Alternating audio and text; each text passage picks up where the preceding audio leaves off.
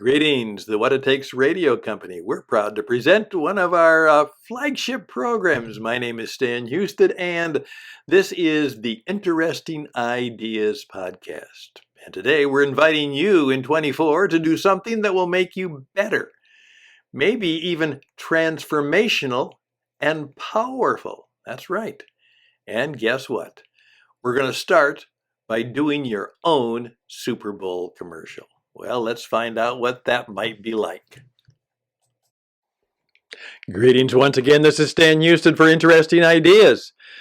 It's a Friday of the first week of 2024.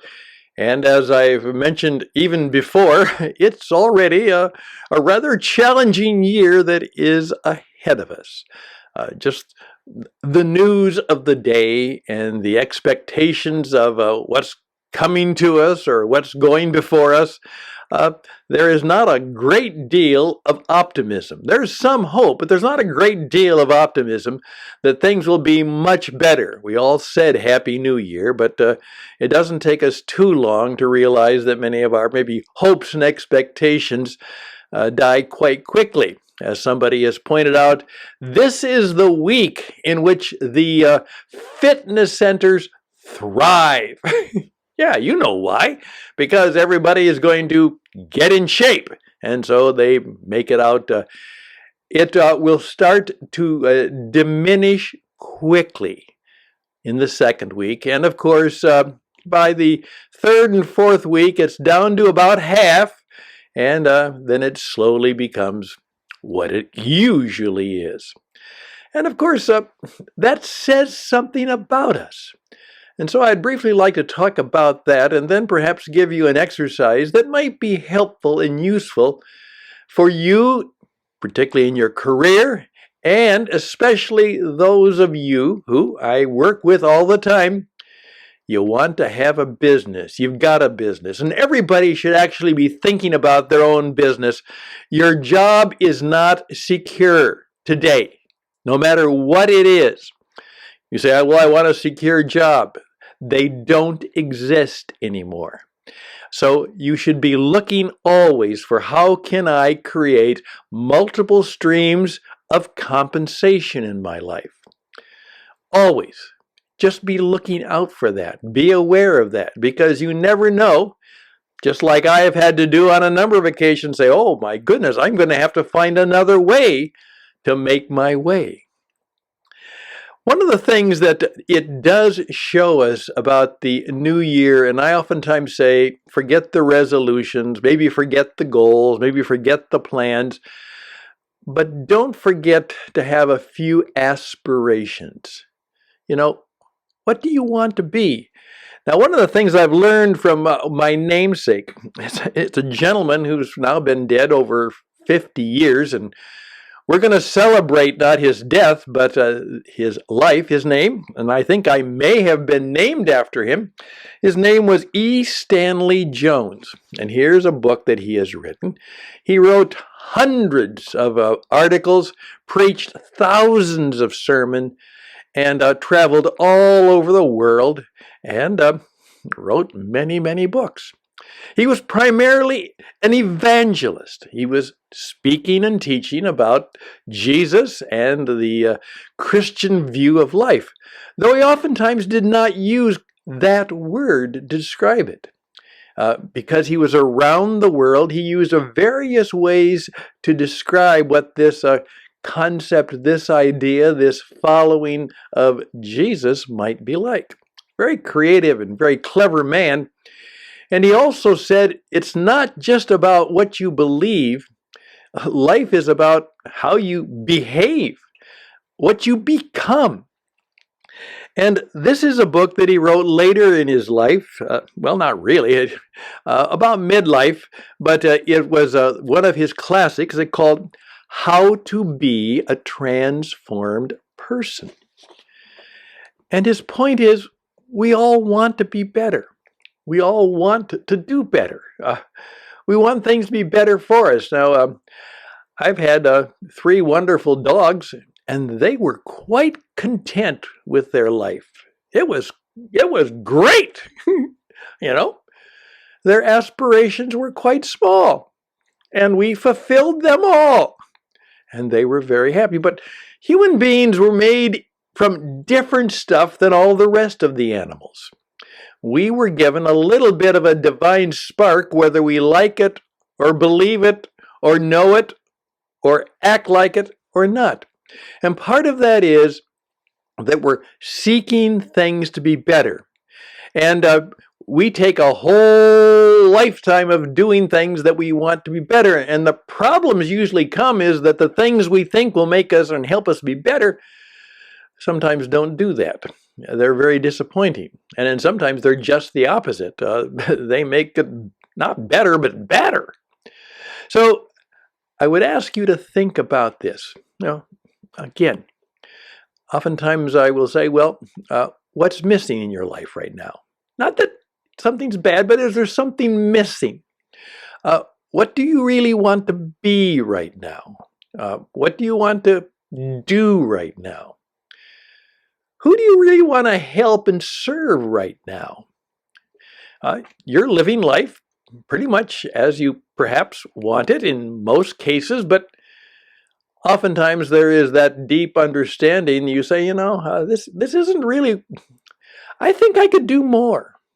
As I oftentimes point out, about 80% of the population says, oh, I'd love to write a book someday, or there's 60% who would like to own a restaurant someday. Of course, as every restaurant owner will tell you, you don't know what you're asking.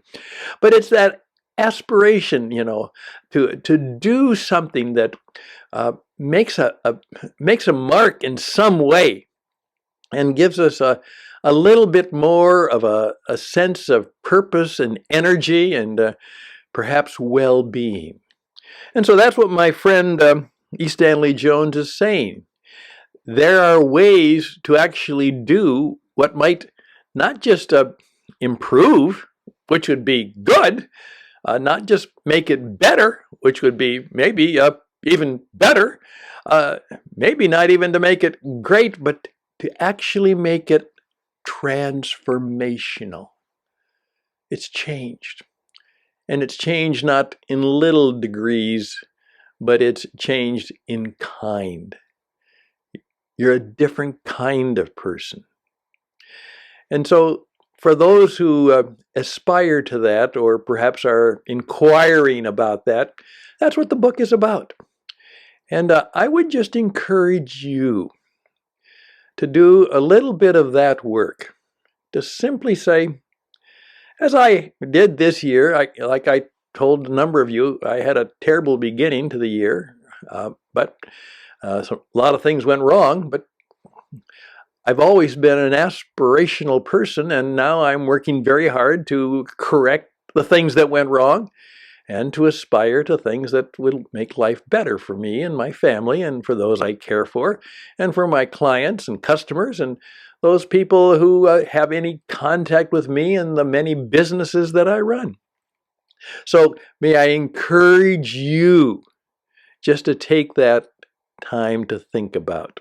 Also, at this time of the year, I have a great exercise which I encourage every business person to do.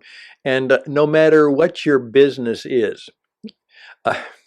And by the way, as I tell people, even if you have a job, if you view it not as, quote, I work for XYZ company or whatever, but I'm working with them at the present because I am my own business. I am, the master of my own starship enterprise, or I want to be. And by the way, we can teach you how to build your own starship enterprise. There are 7 steps, and we'll teach you that this year. But what if you had the opportunity to do a Super Bowl commercial about you or about you and your business? Yeah. And that's the kind of game we're going to play where we tell people somebody that loves you and cares about you and has heard you say, I just wish I could let more and more people know what I can do and what my business can do. they call your bluff with a, what, 15, 20, $10 million gift. They buy you a 60-second commercial on the Super Bowl. 60 seconds, 150 million people. What would you do? And the caveat is, you can't hire some of those fancy production PR companies to do it. You can get a little bit of their help, but you have to write it. You have to design it. You have to do it yourself.